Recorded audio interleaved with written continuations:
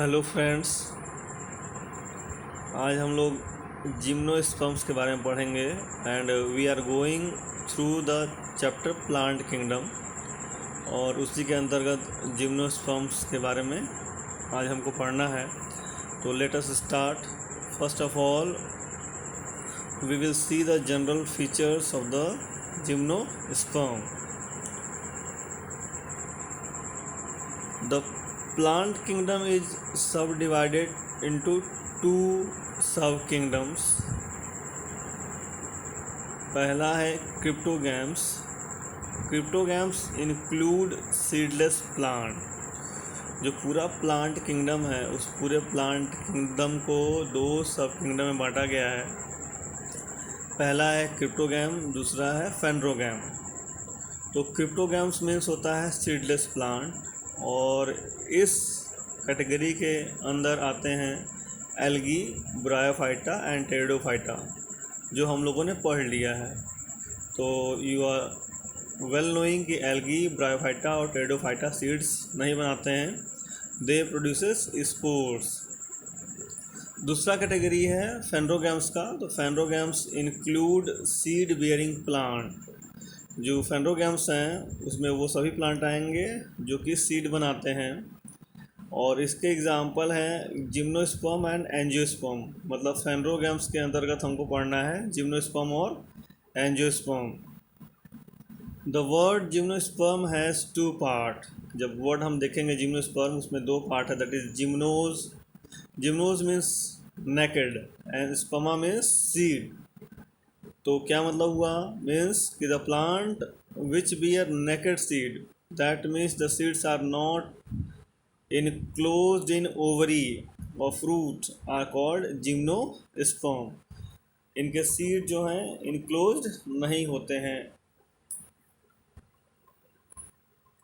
Gymnosperm include small size, medium size and very large size plant. That means it include herbs, shrubs and trees।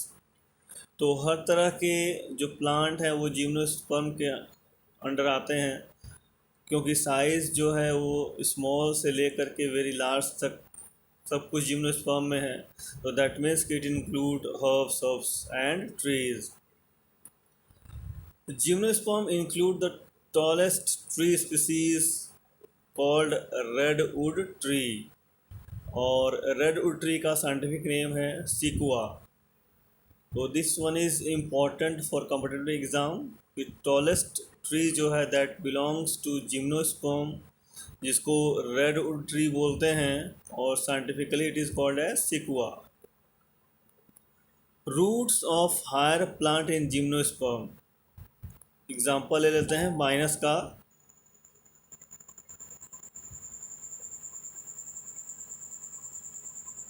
That shows symbiotic relations with fungi to form mycorrhiza. Mycorrhiza एक symbiotic relationship है between the roots of the higher plant. हमने example लिया Pinus का with fungi, और जो ये symbiotic relationship है उसको हम लोग बोलते हैं माइकोराइजा। अब यहाँ क्या है, जो फंगी है that provides extra support for the absorption of water from the surrounding. और फंगी को क्या मिलता है? Fungi in turn takes nutrient and shelter from the root of the Pinus. तो means both are getting benefited. दोनों को benefit मिल रहा है कि जो पाइनस ट्री है उसको सराउंडिंग से वाटर मिल जा रहा है, एब्जॉर्प्शन में हेल्प कर रहा है, और फंगी को शेल्टर और नरिशमेंट मिल जा रहा है। तो this type of relationship is called as symbiotic relationship. That means mycorrhiza is a symbiotic relationship between roots of pinus tree and fungi. Roots of higher plant in gymnosperm. Example लेते हैं cycas का। सो symbiotic relationship with nitrogen fixing bacteria। यहाँ पे हम example लेंगे cyanobacteria का, to form कोरालॉयड root. तो जैसे माइकोराइजा है, तो that is symbiotic relationship between Pinus, root of Pinus with fungi. In the same way the symbiotic relationship between root of cycas with bacteria, that is cyanobacteria, is called coralloid root. Few species shows unbranched stem, बिल्कुल सीधे पेड़ होंगे, उसमें branching नहीं होगी, that is cycas. whereas some shows branched stem, example लेंगे Pinus और citrus का. The leaves of gymnosperm are well adapted to withstand extreme temperature, humidity, and wind. Conifers have needle-like leaf that reduce surface area. They have thick cuticle and surgical stomata to reduce water loss. Gymnosperms are also vascular plant that they have well-developed vascular bundle. That means they have well-developed xylem and phloem, which help in conduction of water, dissolved minerals, and nutrients. Now let us see about the reproduction in gymnosperm. तो first point is कि gymnosperms are heterosporous in nature. Heterospore कहने का मतलब आपको पता है already, हम लोग ट्रेडोफाइट्स में पढ़ चुके हैं, that it will produce 2 different types of spores. तो जो स्पोर्स बनेगा that will be haploid in nature. Haploid कहने का मतलब कि n नंबर ऑफ क्रोमोसोम्स. तो जो एक तरह का स्पोर होगा दैट इज माइक्रोस्पोर, दूसरा जो होगा वो मेगा स्पोर. तो mega spore is female spore and microspore is male spore. These 2 type of spores are produced within sporangia, which is borne on sporophylls, which are arranged along an axis to form strobili or cones. तो spores बनते कहाँ हैं? Spores बनते हैं sporophylls के tips पर. Sporophylls क्या हैं? These are leaf like structure. अब स्पोरोफिल होते कहाँ हैं? स्पोरोफिल्स जो हैं they are arranged spirally on sporangia. Sporangia होता है, स्पोरेंजिया पर लीफ लाइक स्ट्रक्चर्स जो हैं अरेंज होंगे, स्पायरली अरेंज होंगे, और इसी के टिप पर ये मेगा स्पोर्स या माइक्रो स्पोर्स बनेगा. तो जो भी स्पायरली अरेंज होंगे तो एक कॉम्पैक्ट स्ट्रक्चर बनेगा दैट इज कॉल्ड एज स्ट्रॉबिली और कोन्स. तो जो ये कोन्स बनेंगे या स्ट्रॉबिली बनेंगे that will be of 2 type. either it is called as male cone or it is called as female cone. तो मेल कोन होगा तो दैट विल प्रोड्यूस्ड माइक्रोस्पोर, और फीमेल कोन होगा that will produce mega spore. The strobili bearing microsporophyll and microsporangia are called male strobili और male cone, and the strobili bearing megasporophyll and megasporangia are called female strobili or female cone. The plant may be monoecious.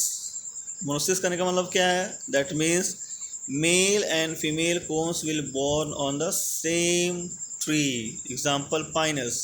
Pinus का example लेंगे तो एक ही tree पर male cone भी मिलेगा और उसी ट्री पर फीमेल कोन भी मिलेगा. और या तो वो हो सकते हैं डायसियस. डायसियस कहने का मतलब क्या है कि मेल और फीमेल कोन अलग अलग ट्रीज पर बनेंगे. Pollen grains. The microspore developed in male gametophytic generation which is highly reduced and confined to limited numbers of the cell. This reduced gametophyte is called pollen grains. तो pollen grains कहाँ बनेंगे? Male cone पे बनेंगे. Pollen grains are developed within microsporangia. अब ovules देख लेते हैं. The megaspores mother cell is differentiated form of 1 cells of nucellus which is protected by envelope, and the complete structure is called ovule, which is born on megasporophyll, which may get cluster to form female cone. Now archegonia in gymnosperm, the megaspore mother cell undergoes meiotic division forming 4 megaspore, out of which one is enclosed with megasporangium and develop into multicellular female gametophyte bearing 2 or more archegonia of female sex organ. तो जो meiotic division होता है, तो you are knowing कि एक जो spore mother cell होगी उसमें जब म्यूटिक डिवीजन होगा तो 4 बनेंगे स्पोर्स।